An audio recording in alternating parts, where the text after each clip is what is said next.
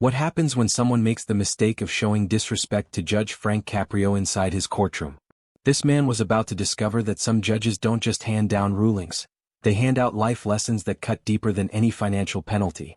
The defendant rose from his seat, his face flushed with anger, and hurled words that would shift the entire mood. "You old fool, you have no idea what you're talking about." Instantly the room fell silent. Judge Caprio slowly removed his glasses, fixed his eyes on the man, and what he said in return left everyone stunned. But the 60 seconds that followed would go down as one of the most unforgettable moments in the history of Providence courts. It was an ordinary Tuesday morning inside Providence Municipal Court, with Judge Frank Caprio presiding over what appeared to be a routine traffic violation.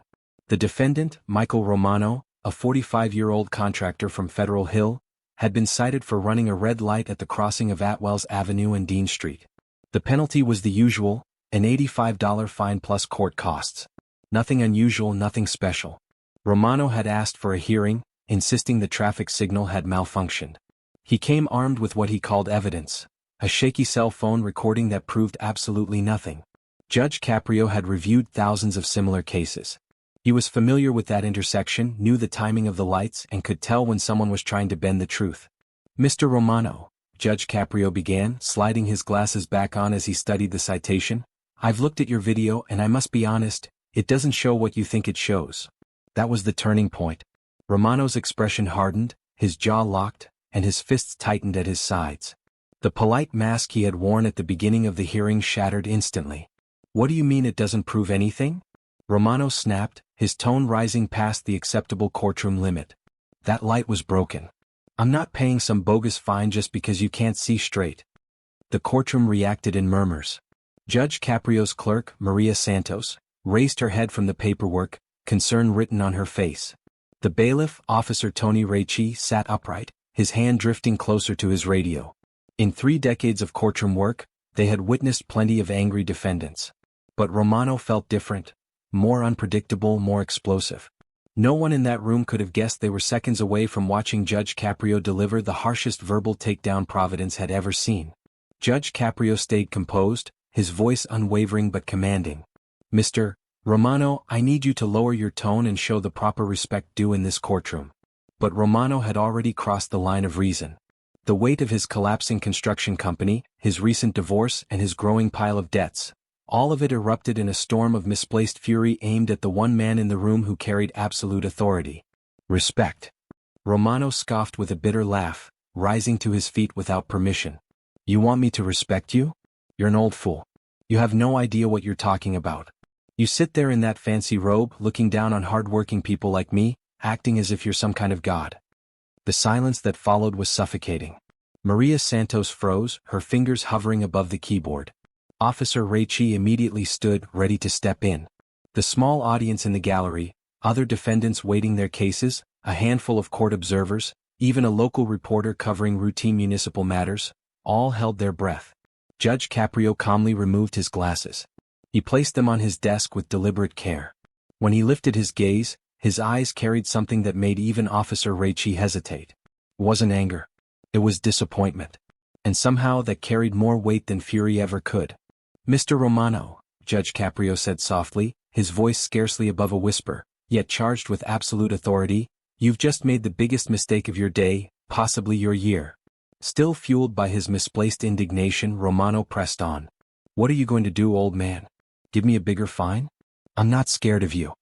That's when Judge Caprio did something no one in the room expected. He smiled. Not a kind smile. Not a welcoming one. It was the smile of a man who'd just been given the perfect chance to deliver a lesson in respect, authority, and the real price of arrogance. "Officer Ricci," Judge Caprio said, his eyes never leaving Romano, "would you please escort Mr. Romano to holding? He needs some time to reconsider the way he addresses this court." "Wait, what?" Romano's bravado faltered. "You can't arrest me. I haven't done anything illegal." Judge Caprio leaned back in his chair, calm and completely in command. "Actually, Mr. Romano, what you've just done is called contempt of court. It's a very real offense, with very real consequences. But we're going to begin with something simpler." Judge Caprio lifted his pen and began to write. The faint scratch of ink against paper was the only sound that filled the room. "Your original fine was $85, he continued, his hand still moving steadily. But because of your conduct today, I'm adding further penalties. Contempt of court, $500. Disorderly conduct inside a courtroom, $300. And since you decided to challenge my competence and suggest I don't know the law, Judge Caprio paused, raising his head and locking eyes with Romano, who was now clearly sweating. I'm sentencing you to 40 hours of community service.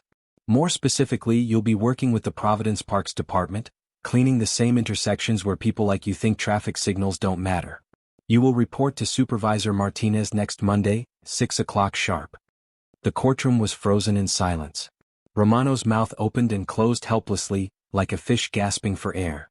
But Judge Caprio wasn't finished. What came next would spread across social media thousands of times, cementing itself as one of the most iconic displays of courtroom justice. Mr. Romano, Judge Caprio pressed on, his voice now carrying the full authority of more than 30 years on the bench, you walked into my courtroom today believing you could bully an old judge into tossing out your citation. You assumed that if you shouted loud enough, acted aggressive enough, and showed enough disrespect, I'd fold and let you go. Judge Caprio rose from his chair, his black robe amplifying his presence, making him look larger than life despite his modest 5'7" frame. Let me explain something about respect, son. Respect is not demanded, it is earned. And today you've earned the opposite. You've just shown everyone in this courtroom the kind of person you are when you think there are no consequences. Romano attempted to cut in, but Judge Caprio raised his hand, the gesture alone silencing him with unquestionable authority. I've sat on this bench for more than 3 decades. I've seen tens of thousands of individuals walk through those doors. Some were facing the worst day of their lives. Some made honest mistakes. Others were carrying burdens far heavier than a traffic citation. And you know what? I try to meet those people with compassion because we are all human beings trying to make it through this life. The judge's voice swelled, firm and impassioned. But you, Mr. Romano, you didn't come here as someone weighed down by life's hardships. You came here dripping with arrogance. You came here convinced the rules don't apply to you. You came here prepared to belittle and attack anyone who dared hold you accountable for your actions. Subscribe now and tap the notification bell, because what Judge Caprio delivered next shattered this man's arrogance and revealed to everyone the real meaning of justice. You called me an old fool, Judge Caprio went on, stepping down from behind his bench and moving closer toward Romano. But let me ask you something, Mr. Romano. How foolish is it to barrel through a red light, putting other lives at risk? How foolish is it to lie about it once you're caught? And how foolish is it to walk into a court of law believing you can bully your way out of accountability? Romano's face drained of color, shifting from angry red to pale white. His swagger had vanished completely. Do you know what's truly foolish, Mr. Romano? Judge Caprio pressed. Believing that disrespecting a judge will somehow help your case. Believing that raising your voice makes your argument stronger. Believing that insults outweigh integrity. He paused, letting the silence underline his words. I want you to understand something clearly. When you entered this courtroom today, you had choices. You could have spoken respectfully. You could have accepted responsibility for what you did. You could even have explained your financial hardships if paying the fine was difficult. I've worked out payment plans with people. I've lowered fines for those going through rough patches. I've dismissed cases when someone showed genuine regret and understanding. The judge walked back to his seat, his message now firmly delivered. But you didn't choose any of those paths. You chose aggression. You chose disrespect. You chose to make this personal. Well, congratulations, Mr. Romano, you succeeded. You have my personal attention. And now you'll carry the personal consequences. Romano finally managed to speak, his voice small and trembling. Your Honor, I didn't mean. Oh, but you did mean it, Judge Caprio cut in sharply. You thought about the insult, and you said it. You thought about disrespecting this court, and you did it. You thought about intimidating someone you saw as standing in your way, and you followed through. The judge leaned forward, his tone tightening with intensity. The difference between you and the hundreds of others who appear in this courtroom each month is that they grasp a fundamental truth about how the world really works. Actions carry consequences. Behavior carries consequences. Respect is something that must be mutual. But Judge Caprio still wasn't finished delivering his lesson. The final strike was about to land, and it would leave Romano questioning every arrogant choice he had ever made. Mr. Romano, I'm going to do something for you that clearly no one else in your life has ever done, Judge Caprio said firmly.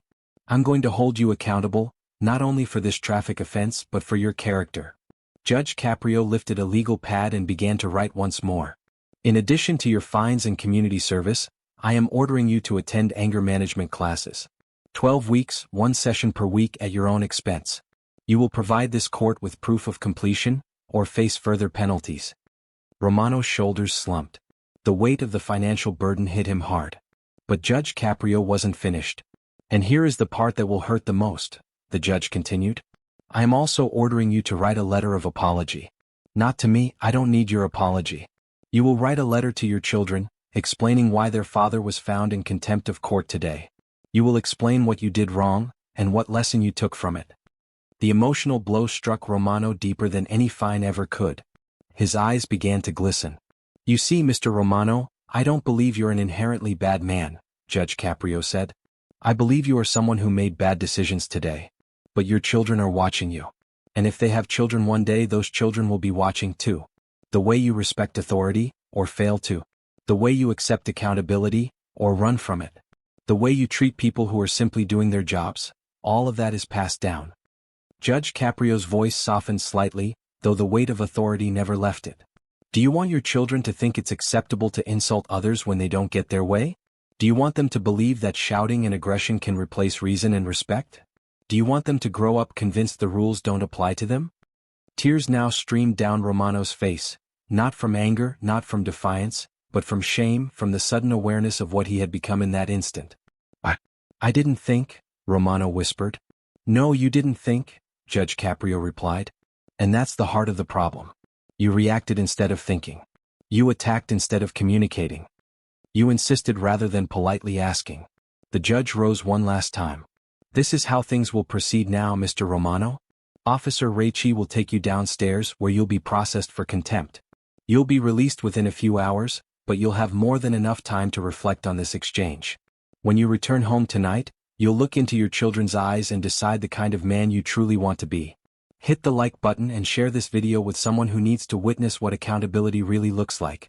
Because Judge Caprio's final message to this man will linger with you long after the screen goes dark. Your total penalties now amount to $885, Judge Caprio declared. Your community service begins Monday. Your anger management sessions start next week. My clerk will give you a list of approved providers. And your written letter to your children must be submitted back to this court within 30 days. Romano gave a quiet nod, utterly crushed, yet oddly relieved. The weight of his arrogance had been stripped away, replaced by the burden of accountability, which, strangely, felt lighter. Mr. Romano, Judge Caprio said as Officer Raichi moved closer to escort him out, I hope you realize everything I've ordered today is meant to help you grow into a better man. The individual who entered this courtroom today is not the father your children deserve, but the man who may leave after reflection he could be. As Romano was led away, the courtroom sat in silence for several long moments. A reporter in the gallery scribbled furiously in her notebook.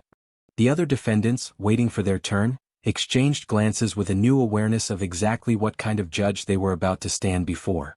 Judge Caprio returned to his chair, slipped his glasses back on and glanced down at his docket. Next case, he said plainly, as though he hadn't just delivered one of the most powerful lessons in judicial authority and wisdom anyone there had ever witnessed. Maria Santos called the next case, but the air in the courtroom was still heavy, everyone processing what they had just experienced. This was no longer about a simple traffic violation. It had become a lesson in respect, responsibility, and the reach of a judge who understood that true justice goes beyond punishment. It's about transformation. 3 weeks later, Romano walked back into that very courtroom.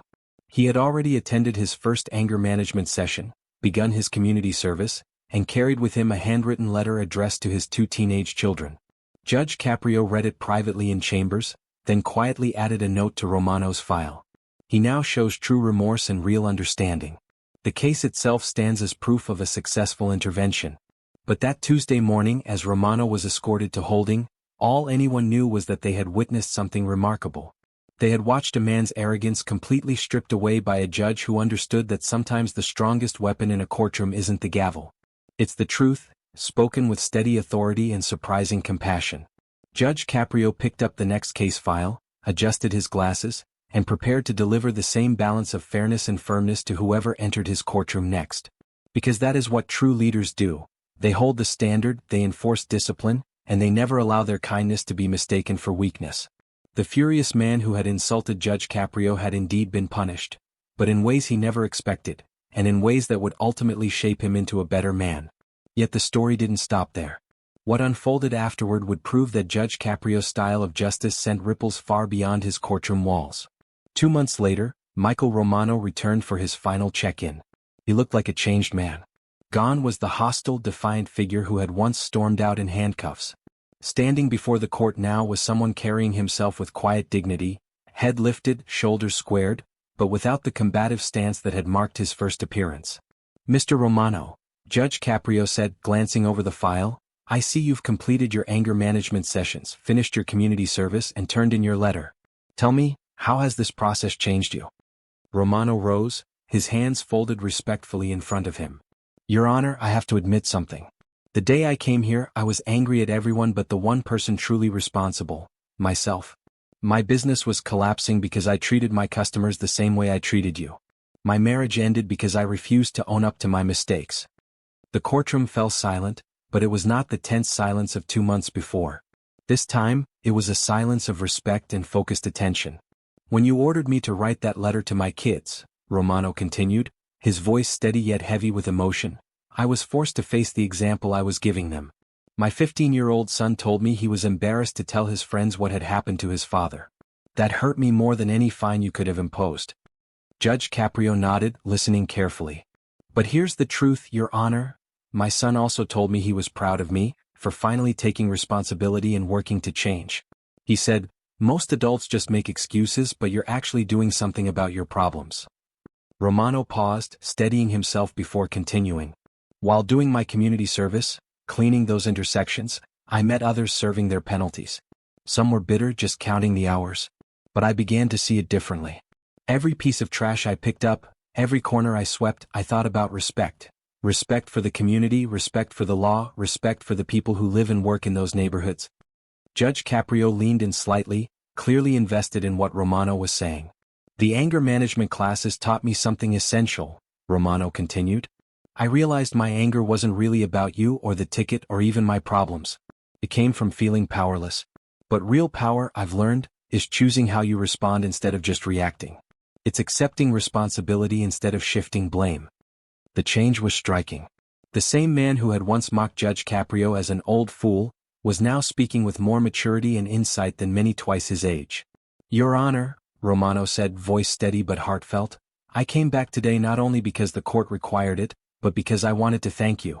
You could have thrown me in jail and moved on to the next case. But instead, you took the time to teach me something about myself, something I desperately needed to understand."